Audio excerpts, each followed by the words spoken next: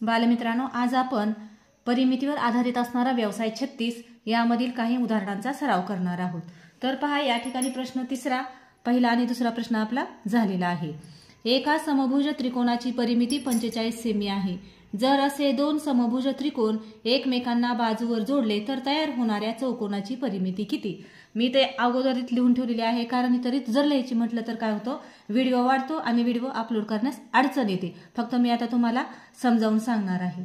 तर पहा, या ठिकाणी समभुज त्रिकोणाची परिमिती आपल्याला दिलेली आहे आणि ते त्रिकोण काय करायचे आहेत, अशा पद्धतीने बाजू एकमेकांना ठेवून असे ते जोडायचे आहेत। तर आता कसे जोडायचे आहेत पहा, या ठिकाणी हा एक आपल्याला समभुज त्रिकोण दिलेला आहे या पद्धतीने, आणि ह्या बाजूवर बाजू ठेवून तो काय करायचा आहे, आपल्याला अशा पद्धतीने जोडायचा आहे। बघा, ही दुसरा त्रिकोण आपण जोडत आहोत, ह्याच्यावर ही बाजू ठेवलेली आहे असं कल्पना करायची, आणि ही दुसरी बाजू आपण ह्याला इकडून अशी जोडणार आहोत। तर या पद्धतीने, अशा पद्धतीने जर आपण असं जोडले दोन समभुज त्रिकोण, आता थोडा लहान मोठा झालाय काढताना, पण असे जर आपण दोन समभुज त्रिकोण जर जोडले तर काय होते, समभुज चौकोनाची आकृती तयार होते। तुम्ही कागदाचं प्रॅक्टिकल करून जर पाहिलं तर तुमच्या आणखीन चांगलं लक्षात येईल। दोन समान आकाराचे असे समभुज त्रिकोण काढायचे आणि ते एकमेकांना असे जोडायचे, तर अशा पद्धतीने काय होणार आहे, समभुज चौकोन तयार होणार आहे। मग ह्या समभुज त्रिकोणाची आपल्याला परिमिती दिलेली आहे। परिमितीवरून काय करायचं, त्याची बाजू पहिल्यांदा काढून घ्यायची त्रिकोणाची। आता त्रिकोणाची परिमिती बरोबर तीन बाजूंची बेरीज आहे। समभुज त्रिकोण आहे, एक बाजू बरोबर किती येणार आहे, 15 त्रिक 45, म्हणजे 3 भागिले 45 करायचं आहे। त्याची बाजू आलेली आहे 15 सेमी, म्हणजे ह्या त्रिकोणाची एक बाजू किती आलेली आहे, 15 सेमी आलेली आहे। मग त्रिकोणाची जी बाजू आहे तीच काय राहणार आहे, चौकोनाची बाजू राहणार आहे। म्हणून या ठिकाणी आता हा जो चौकोन झालेला आहे, त्रिकोणाची बाजू 15 सेमी, म्हणजेच ह्या समभुज चौकोनाची सुद्धा बाजू काय झालेली आहे, 15 सेमी झालेली आहे। ही मधली बाजू बेरीज करताना पकडायची नाही, कारण परिमिती म्हणजे ही साईडच्या सगळ्या लांबींची बेरीज असते, ही बाजू अजिबात धरायची नाही। आता आपल्याला बाजू माहित झालेली आहे चौकोनाची, त्यावरून परिमिती काढायची आहे। चौकोनाची परिमिती, हा समभुज चौकोन आहे म्हणून चौकोनाची परिमिती बरोबर 4 गुणिले 1 बाजू, 4 गुणिले 1 बाजू 15 आहे, 15 सेमी, 15 चौक 60, अशा रीतीने आपलं उत्तर आलेलं आहे 60 सेमी, पर्याय क्रमांक 3। तर अशा पद्धतीने हे तुम्ही प्रश्न सोडवायचा आहे। आता त्यानंतर पुढचा प्रश्न आहे चौथा, एका पतंगाची लहान बाजू 12 सेमी व मोठी बाजू 18 सेमी आहे, तर त्या पतंगाची परिमिती किती येईल? अशा पद्धतीचा प्रश्न असेल तर थोडक्यात तुम्ही अशा आकृत्या काढून घ्यायच्या।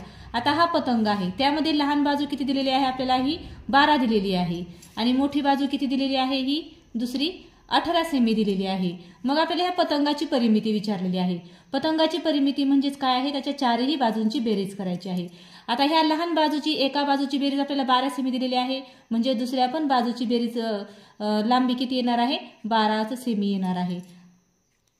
आता या ठिकाणी मोठ्या बाजूची लांबी दिलेली आहे 18 सेमी, मग ह्या दुसऱ्या मोठ्या बाजूची लांबी सुद्धा काय होणार आहे, 18 सेमीच येणार आहे। सीएम म्हणजे सेमी। मग आता आपल्याला सगळ्या बाजू माहित झाल्या, आता परिमिती काढून घ्यायची। पतंगाची परिमिती बरोबर सर्व बाजूंची बेरीज, आता आपल्याला सगळ्या बाजू माहित झालेल्या आहेत, 12 अधिक 12, 18 अधिक 18 बरोबर आलेला आहे 60 सेमी, पर्याय क्रमांक 4। एकदम सोपा आहे, आकृती काढायची आणि त्यावरून तुम्ही ते लक्षात घ्यायचं आहे। आता त्यानंतर आपला प्रश्न आहे पाचवा, सोबतच्या आकृतीचे निरीक्षण करून दोन्ही आकृतींच्या परिमितीतील फरक किती येईल ते शोधा। आपल्याला या ठिकाणी दोन आकृत्या दिलेल्या आहेत, त्या आकृत्या आहेत त्रिकोणाच्या, दोन्ही पण काय आहेत, समभुज त्रिकोण आहेत, आणि त्याच्या बाजू वेगवेगळ्या दिलेल्या आहेत, आणि आपल्याला काय विचारलेलं आहे, त्यांच्या परिमितीतील फरक विचारलेला आहे। म्हणजे एखाद्याची परिमिती कमी, एखाद्याची जास्त असं येणार आहे। मग आपल्याला ती कितीनं जास्त कितीनं कमी हा फरक काढायचा आहे। आपण ह्या त्रिकोणाला हा त्रिकोण नंबर 1 आणि हा त्रिकोण नंबर 2 असे नाव देऊया। अगोदर त्रिकोण नंबर 1 जो आहे त्याची परिमिती काढूया। त्याची एक बाजू आहे 9 सेमी, म्हणजे सगळ्या बाजू ह्याच्या 9 सेमी आहेत, म्हणून त्याची परिमिती किती आलेली आहे, त्रिकोणाची परिमिती बरोबर सर्व बाजूंची बेरीज 9 अधिक 9 अधिक 9 बरोबर 27 सेमी, म्हणजे हा जो पहिला त्रिकोण आहे त्याची परिमिती किती आलेली आहे, 27 सेमी आलेली आहे याची परिमिती। आता आकृती क्रमांक 2 मध्ये त्रिकोणाची बाजू दिलेली आहे 12 सेमी। ह्याचा अर्थ असा आहे, ही ज्या रेषा दिलेल्या असतात ती, ह्याचा अर्थ असा असतो की ह्याची जेवढी लांबी आहे तेवढीच ह्या बाकीच्यांची पण लांबी आहे। आता आकृती नंबर 2, त्रिकोणाची परिमिती बरोबर 12 अधिक 12 अधिक 12 बरोबर 36 सेमी आलेला आहे. तर दुसऱ्या त्रिकोणाची परिमिती जास्त आलेली आहे, पहिल्याची कमी आहे. मग आता दोन्ही त्रिकोणांच्या परिमितीतील आपल्याला फरक काढायचा आहे. फरक काढत असताना मोठ्यातून लहान संख्या वजा करायची आहे. मग 2 नंबरच्या त्रिकोणाच्या परिमितीमधून 1 नंबरच्या त्रिकोणाची परिमिती वजा करायची. 36 वजा 27 केल्यानंतर 9 सेमी, म्हणजे याच्यामधला फरक किती आलेला आहे? 9 सेमी. पर्याय क्रमांक 4. आता प्रश्न 6वा पहा. एका चौरसाकृती बागेभोवती तारेचे 8 वेढे घेण्यास 1000 मीटर तार लागते. तर त्या बागेच्या प्रत्येक बाजूची लांबी किती असेल? आता व्यवस्थित लक्षात ठेवा, आपल्याला बाग कशी दिलेली आहे? चौरसाकृती, म्हणजे त्याच्या चारही पण बाजू ज्या आहेत त्या कशा आहेत? समान लांबीच्या आहेत. त्या चौरसाकृती ह्या बागेला आपल्याला पूर्ण 8 वेढे घ्यायचे आहेत. त्याला तार किती लागते? 1000 मीटर तार लागते 8 वेढे घेण्यासाठी, हे लक्षात ठेवा. तर त्या बागेच्या प्रत्येक बाजूची लांबी किती? आपल्याला एका बाजूची अशी लांबी विचारलेली आहे, प्रत्येक बाजूची लांबी. तर आता ती कशी काढायची? आता 8 वेढे घेण्यास म्हणजेच आपल्याला एक वेढा घेण्यासाठी किती तार लागते ते काढून घ्यायचं. एक वेढा घेण्यास लागणारी तार म्हणजेच ह्या चौरसाकृती बागेची ती काय झाली? परिमिती झाली. मग आपण सर्वप्रथम एक वेढा घेण्यास किती तार लागते ते काढून घेऊ, म्हणजेच चौरसाकृती बागेची परिमिती येईल. आता 8 वेढे घेण्यास 1000 मीटर तार लागते, तर एक वेढा घेण्यास किती? आता आपल्याला अनेकावरून एकाची किंमत काढायची आहे, म्हणून या ठिकाणी भागाकार करायचा आहे. 1000 भागिले 8. 8ने ह्याला भागल्यानंतर एका वेढ्याला लागणारी तार निघालेली आहे 125 सेमी. आता म्हणजेच चौरसाकृती बागेची परिमिती किती आली? 125 सेमी आली. एक वेढा म्हणजे ह्याची ही परिमिती पूर्ण. आता मग चौरसाची परिमिती, ही चौरसाकार आहे. चौरसाची परिमिती बरोबर सूत्र काय आहे? 4 गुणिले 1 बाजू. आता आपल्याला परिमिती माहित झालेली आहे 125 बरोबर 4 गुणिले 1 बाजू. आता आपल्याला एका बाजूची लांबी काढून घ्यायची आहे. हे 4 इकडे गुणिले आहे, इकडे येऊन भागिले होणार आहे. एक बरोबर चिन्हाच्या दुसऱ्या बाजूला आलं की त्याची काय होते? क्रिया. जी गुणाकार असेल तर भागाकार, भागाकार असेल तर गुणाकार, बेरीज असेल तर वजाबाकी आणि वजाबाकी असेल तर गुणाकार, अशी उलट क्रिया होते. 4 इकडे गुणिले आहे, इकडे जाऊन भागिले झालं. मग 4ने 125ला भाग घालवायचा आहे, तो येतो 31.25 मीटर. आपलं उत्तर येणार आहे पर्याय क्रमांक 4. तर तुम्ही घरी परत डबल हे उदाहरण सोडवा, म्हणजे तुमच्या व्यवस्थित लक्षात येणार आहे. आता प्रश्न 7वा पहा. एका समद्विभुज त्रिकोणाची परिमिती 58 सेमी असून असमान बाजूंची लांबी 16 सेमी आहे. तर समान बाजूंची लांबी किती? आता आपल्याला या ठिकाणी समद्विभुज त्रिकोण दिलेला आहे.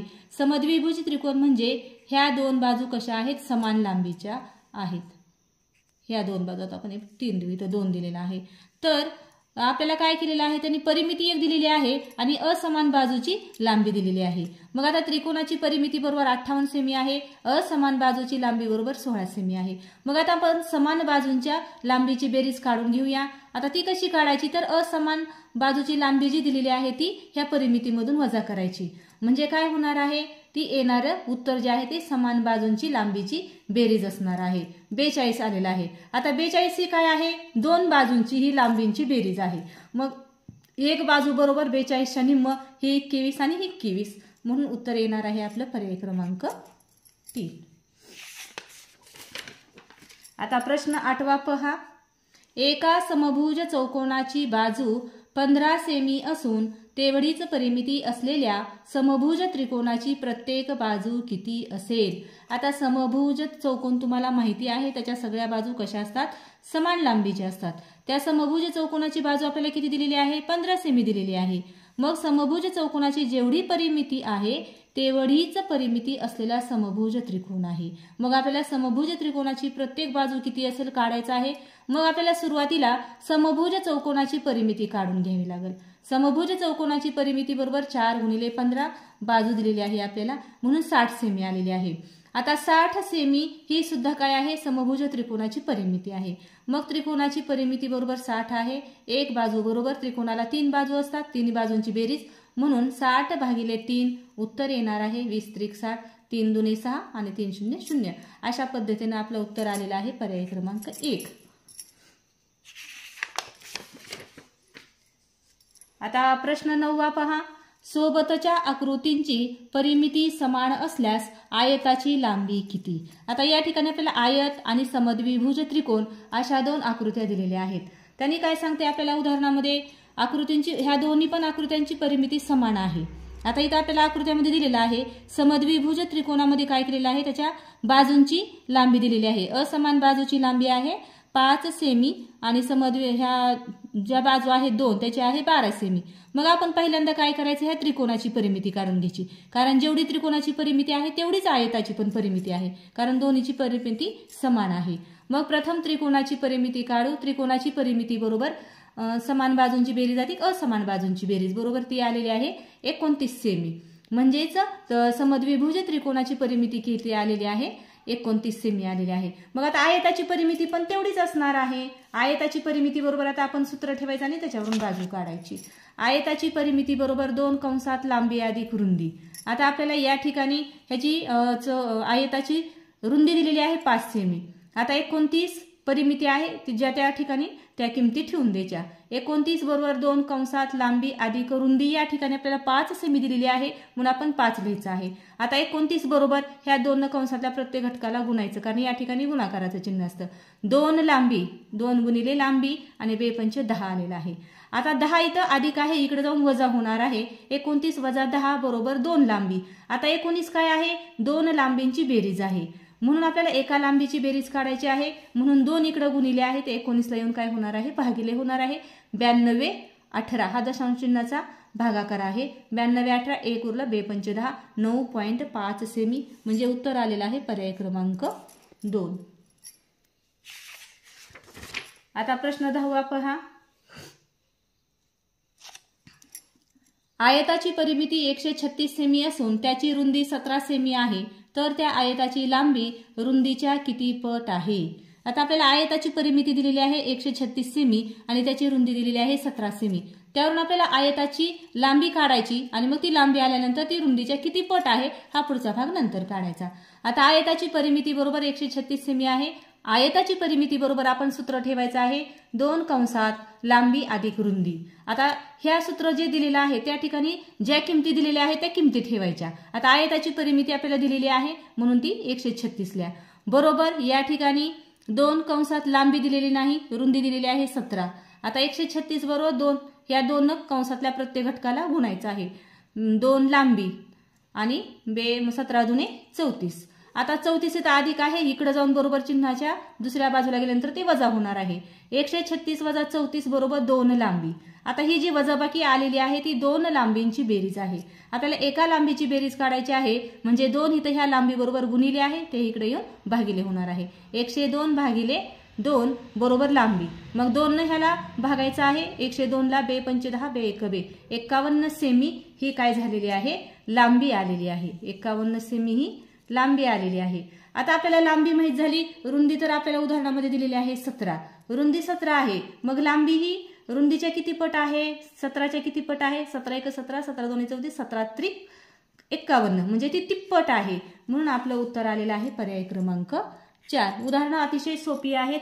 तुमच्या 4थीच्या लेवलला थोडीशी अवघड आहेत कारण ही स्कॉलरशिप मधला थोडासा बरोबरीने हा सिलेबस दिलेला आहे. तरी पण तुम्ही पुन्हा पुन्हा सराव करा आणि जी उदाहरणं येत नाहीत तुम्ही ती ग्रुपवर विचारली तरी पण चालतील.